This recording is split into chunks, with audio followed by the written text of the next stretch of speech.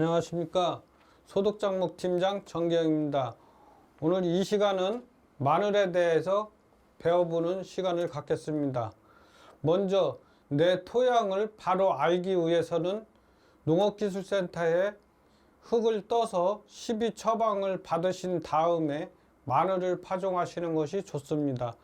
마늘에 파종하기 전에는 석회가 꼭 필요한데 석회 양은 100에서 150kg 정도를 주어야 합니다. 그래서 파종하기 한 달 전에는 꼭 실시를 하셔야 하겠습니다. 다음은 마늘 품종에 대해서 말씀드리겠습니다. 남도 마늘은 중국에서 도입, 남해나 제주, 해남 등에서 품마늘로다가 조기, 햇마늘로 많이 재배되고 있습니다. 대서 마늘은 스페인 마늘로 창녕 지역에서 주로 재배되고 이거는 난지형에 해당되는 마늘입니다. 다음은 금산에서도 재배가 되고 있는 한지형 마늘입니다. 한지형 마늘은 주요 재배지가 단양, 서산, 의성에서 주로 재배되고 있으며 휴명기간이 길고 웅트는 기간도 깁니다. 인편 분학 개시는 3월 하순에서 4월 초순에 되고 구비대기는 4월 하순에서 5월 하순에 됩니다. 요 시기에는 물을 자주 줘가지고 비대기가 잘 형성될 수 있도록 해주시면 되겠습니다. 숙기가 늦은 망생종은 난지형보다 매운맛이 강하고 또한 저장성이 오래 갑니다. 대서 마늘의 면적을 확대로 재래종 면적이 점차 축소되고 있습니다. 다음은 파종 시기에 대해서 알아보겠습니다. 난지형 마늘은 9월 10일에서 10월 10일 사이에 파종을 해야 됩니다. 또한 한지형 마늘은 10월 20일에서 11월 초 정도에 파종을 해야 됩니다. 조기 파종할 경우 2차 생장이 원인이 될 수가 있고 늦게 파종할 경우에도 동해나 월동, 초기 생육이 불량하게 됩니다. 다음은 씨마늘 준비입니다.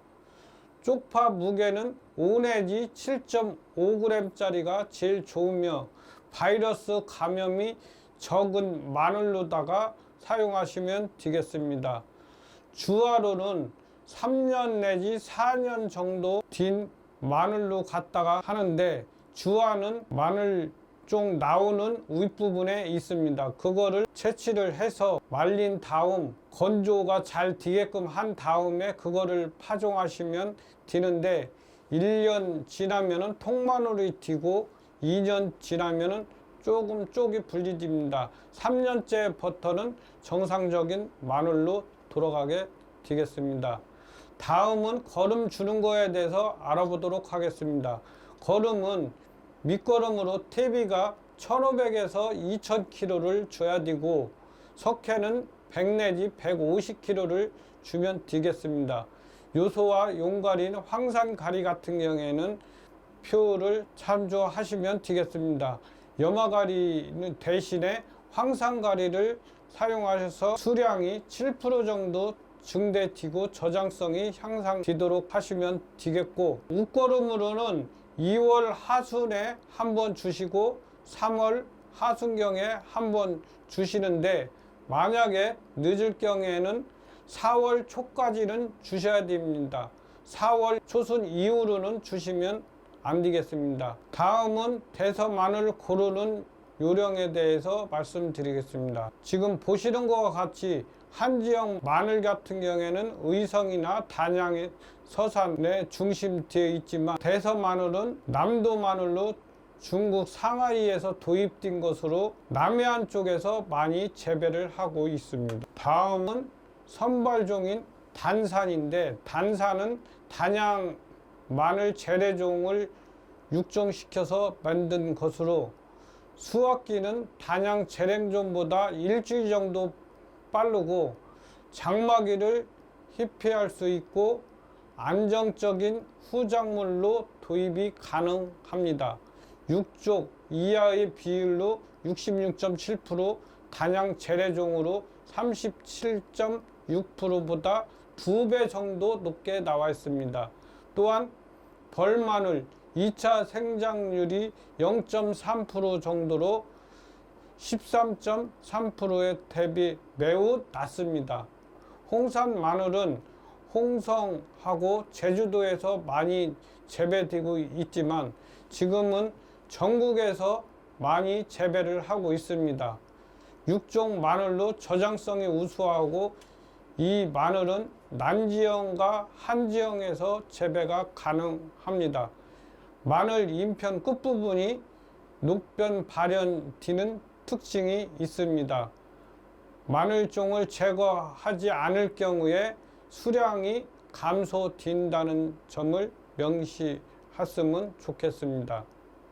다음은 마늘종 수확 방법 개선입니다. 3 내지 4절 정도 뒤면 찜을 찔러서 빼시면 되겠습니다. 다음 보는 사진 마냥 쫑을 뽑을 적에 딸려오는 잎이 나오면 상품 가치가 떨어집니다. 이 사진이 바로 주화입니다.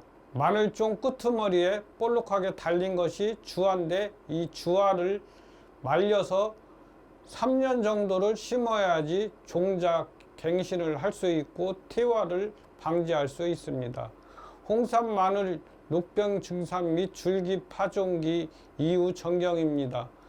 끄트머리가 이렇게 파랗게 지는 증상은 홍산 마늘이라 할 수 있습니다. 요즘은 홍산 마늘의 특성을 알기 때문에 소비자들이 끄트머리 파란 것을 많이 선호한다고 합니다. 이 사진은 홍산 마늘과 비교하는 사진입니다. 다음은 단산 3호에 대해서 말씀드리겠습니다. 2014년 보호권 등록을 하였고 대아주 생산 비율이 78% 높고 주화 재배 1년차에 4 내지 5쪽 인편이 많이 나옵니다. 그리고 씨마늘 생산이 가능하여 종구 생산은 1년 단축시킬 수 있는 특성을 갖고 있습니다. 아래 사진을 보면 단산 3호는 위에 주화가 크게 나와 있습니다. 단양 3종하고 비교가 될 것입니다. 다음은 단산 3호의 비교 사진입니다. 다음은 기타 신품종 육성 품종입니다. 다산이 있고 화산, 산대, 누리, 만산이 있는데 화산 같은 경우에는 항암 효과가 좋다고 합니다. 그래서 이 품종을 많이 선호하고 있습니다. 다음은 코끼리 마늘에 대해서 설명드리겠습니다. 원래 코끼리 마늘은 우리나라 품종인데 이걸 잘못 알고 유럽종인지를 착각하시는 분들이 많이 있습니다. 원래 이 품종은 1940년대에 농가에서 재배하고 있었고 한국 토종 마늘은 2007년 유전자원 변환으로 국내에 유입되어 있습니다. 그리고 마늘 냄새가 덜 나고 외국에서 무치 마늘로 분류되어 매운맛이 약하고 감자 맛이 난다고 합니다.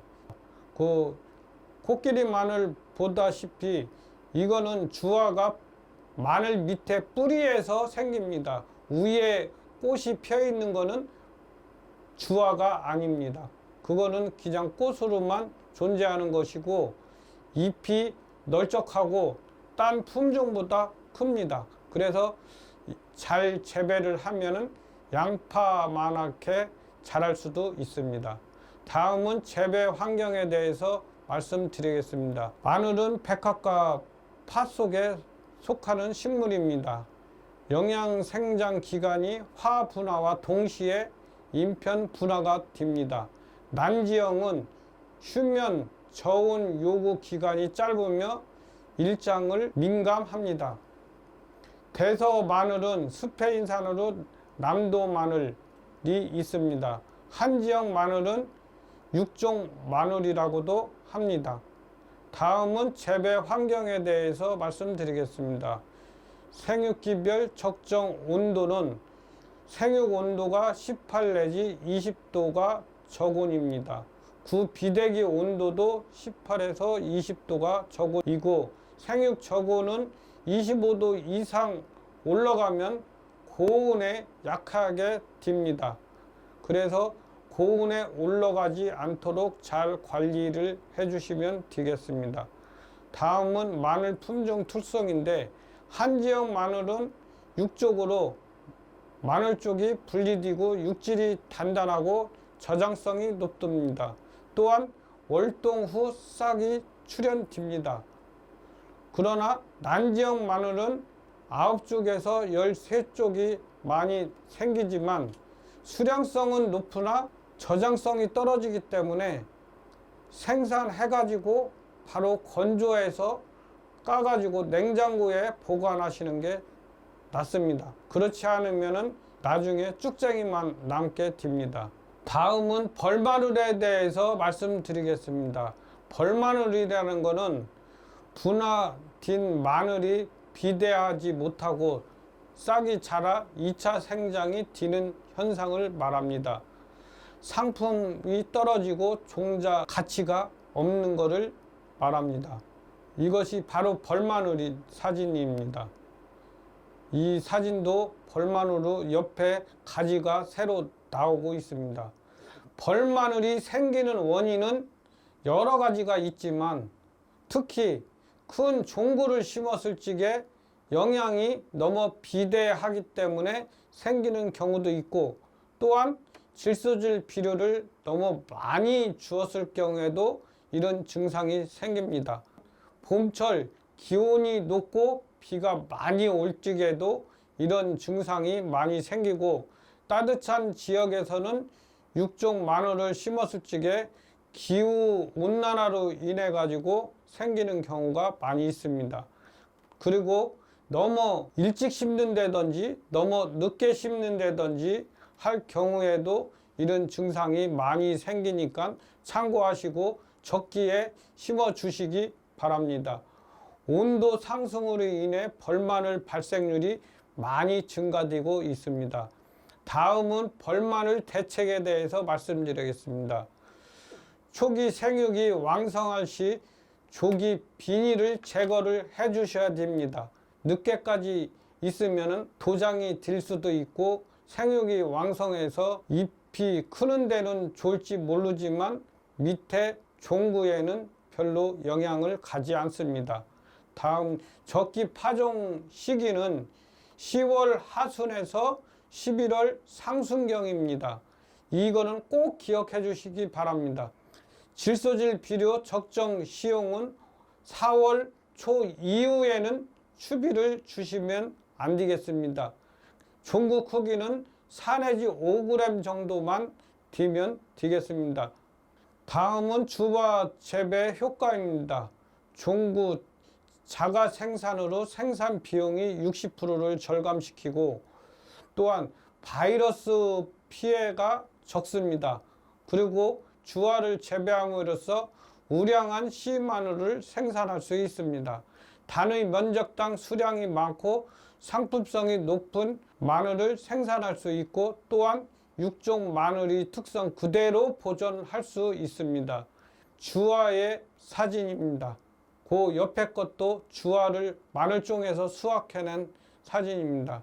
공기가 잘 통하는 곳에 말려 두시면 되겠습니다. 주화 재배 우량 종구 확보입니다. 경영비가 60%가 절감이 되고 생산성이 15 내지 30% 정도가 향상이 되는 것을 알 수 있습니다. 다음은 주화 재배 체계도인데 1년에는 주화를 채취해서 보관해 가지고 파종하고, 2차에는 통마늘을 보관해서 파종하고, 3차에는 쪽마늘을 수확해 가지고 종자 마늘로 활용하시면 되겠습니다. 그런데 농가들이 이게 힘들기 때문에 안 하는 경우가 많이 있습니다. 금산 같은 경우에는 진산이나 복수 마늘이 전국에서 알아주기 때문에 꼭 주화를 생산해서 하시는 게 좋다고 생각이 듭니다. 다음은 홍산 마늘인데 이 홍산 마늘은 잎이 이렇게 파랗고 옆에 사진 마냥 잎이 그 두꺼운 걸 볼 수 있습니다. 다음은 홍산 마늘 주요 특성에 대해서 말씀드리겠습니다. 잎편 끝이 초록색 반점이 있고 전국 재배 가능한 국산 신품종으로 새로 개발을 했습니다. 수확량은 높고 병해충도 강합니다. 녹병은 제외가 되겠습니다. 수확이 쉽습니다. 또 마늘 풍미가 풍부하고 식감도 좋습니다. 홍산 마늘의 핵심 사항으로 보면 종고 소독 추비와 심는 깊이 5 내지 7cm 밝은 부위 기준으로 해서 심으시면 되겠습니다. 관수는 7 내지 10일 간격으로 30 내지 40mm로 4월에서 6월에 많이 해주시고 뿌리 응애나 녹병이나 마늘종 제거 건조 순입니다. 뿌리 응애는 보는 사진과 같이 마늘 속에 응애가 생기는 경우가 많이 있습니다. 이 본 사진도 마찬가지입니다. 뿌리 응애의 피해를 많이 받아서 나오는 증상입니다. 이게 바로 뿌리 응애입니다. 이거는 녹병입니다. 녹병은 마늘잎 뒤에 보면은 노랗게 녹슬은 증상이 생기는 게 바로 녹병입니다. 흡입 건조기 콘티 박스에다가 이렇게 담아서 건조를 하시면 되겠고, 옷걸음 주는 거는 재래종이나 대서종 기준으로 해서 홍산 마늘도 주면 되겠습니다.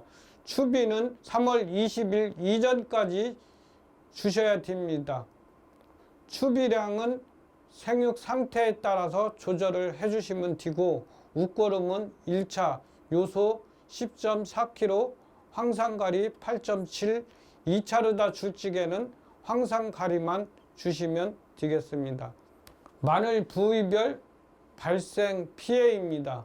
특히 물이 적을 경우에는 잎 끄트머리가 마르는 증상이 생기고 녹병이 생기며 검은 곰팡이가 생기고 색은 무늬병이 잎 끄트머리에서는 많이 생깁니다. 줄기에서는 잎짐 썩은병이라든지 무름병이 많이 생기고, 마늘 부분에서는 흑색 썩은 균핵병이나 흰 비단병, 또 마른 썩은병 등이 많이 생기고 있습니다. 마늘 병해충 발생 시기는 표를 참조하시면 되겠습니다. 다음은 씨마늘 소독입니다. 이거는 무슨 일이 있더라도 꼭 해주셔야 될 일입니다. 이것을 안 하면은 마늘 수확을 하기가 어렵습니다. 종자 소독을 할 경우에는 베노람 수화제 500배하고 디메토 유제 1000배액을 해서 30분 내지 1시간 동안 푹 담가서 건조를 해주시면 되겠습니다. 카스텔란 500배하고 디메토 유제 1000배액을 해서 30분 정도 침지해 주시던지, 카스텔란 수화제 분해 처리를 해주시는 방법도 있습니다. 밑에 사진과 같이 베노람 수화제 40g과 디메토 20ml를 타서 옆에 사진과 같이 30분 내지 1시간 정도 푹 담그신 다음에 건조해서 심으시면 되겠습니다. 다음은 병해충 곰팡이병입니다. 흑색 썩은 균핵병은 마늘에서 많이 생겨가지고 하얗게 곰팡이가 생기는 걸 볼 수 있습니다. 이 사진과 같이 이렇게 허옇게 이렇게 증상이 나타나면서 나중에는 시커멓게 튀는 증상이 나타나겠습니다. 이런 식으로 나타납니다.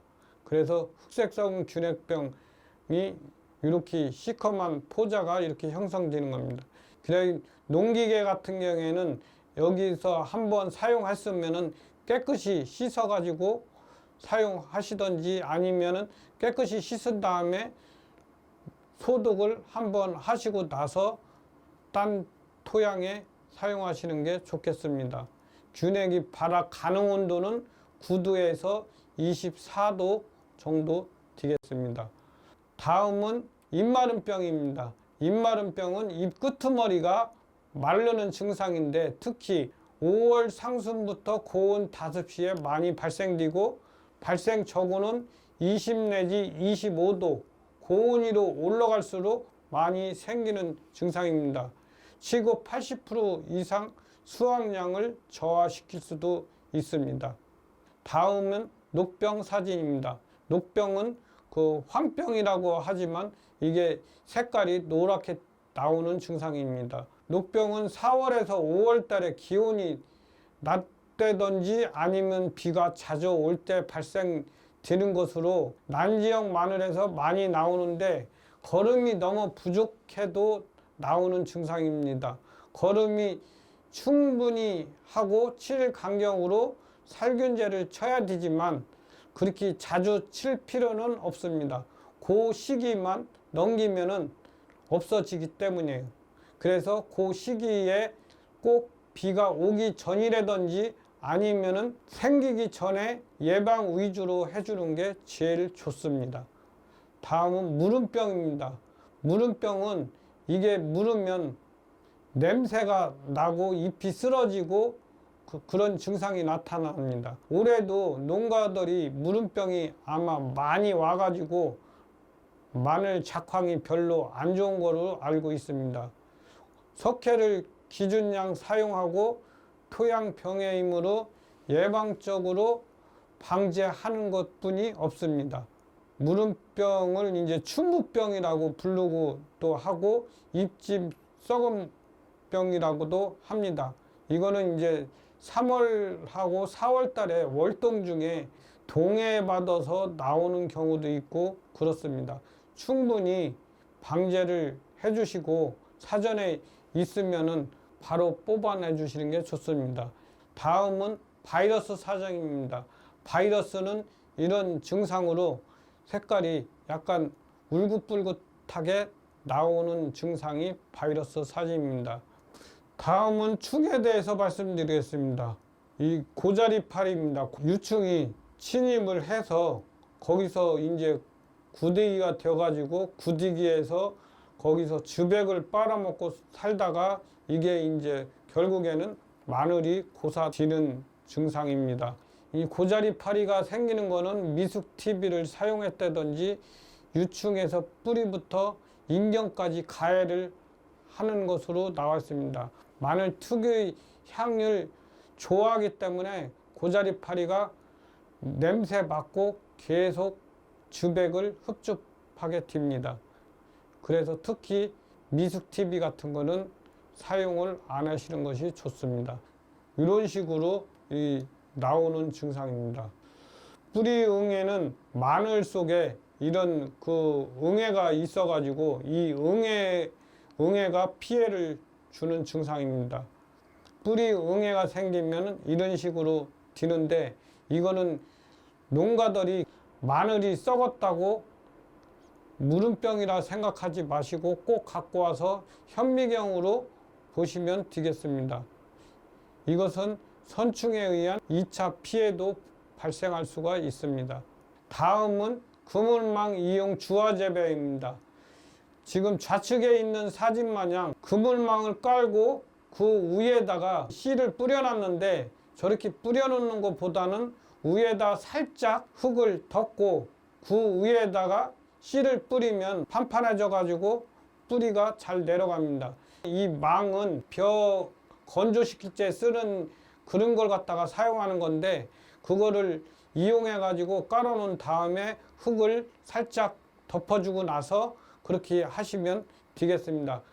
그런데 이게 단점이 뭐냐면 너무 길게 해버리면 나중에 수확하기가 어렵다는 게 있고 그리고 6월, 5월까지는 풀이 얼마 안 나지만 5월 중순 이후로다 6월 달부터는 풀이 많이 나니까 주화 손실이 없고 수확하는데 능률도 올라갑니다. 그래서 이거 그물망에 올려서 흙만 살살 털어주면 위에 붙어 있는데 이거를 바로 뛸라고 하지 마시고 이대로 흙만 털어서 말려주시면은 나중에 뿌리가 다 말라가지고 떨어집니다. 그때 수확을 하시면 되겠습니다. 다음은 그 수확 및 저장입니다. 육종 마늘은 6월 하순, 6월 21일이 하지인데 하지 이전에는 꼭 수확을 해 주셔야 되겠습니다. 요 시기가 되면은 꼭 장마가 오는데 장마가 오기 전에 수확해 주는 것이 좋습니다. 그리고 6월 이후 그 비대기가 완료되면 잎 줄기가 3분의 1 내지 3분의 2 정도가 말랐을 적에 그때 수확을 해 주셔야 되겠습니다. 다음은 건조 및 저장입니다. 수확 후 3 내지 5일간 볕에서 수분을 말리고 모래나 시멘트 위에 말리면 통이 벌어지거나 상품 가치가 떨어질 수가 있습니다. 꼭 포장에다 놓고 말리시는 것이 좋습니다. 건조기를 이용할 경우에는 35도에서 5일 정도 건조하면 장기간 보관할 수 있습니다.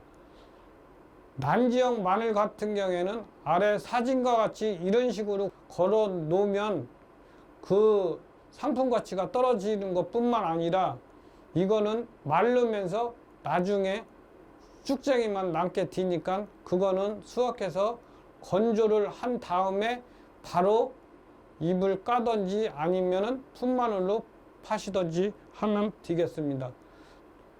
이거는 코끼리 마늘입니다. 코끼리 마늘 그 위에 보면 하얗게 나와 있는데 그게 바로 주화입니다. 딴 거하고 틀려서 이거는 코끼리 마늘이 그 양파 마냥 그 큽니다, 이게.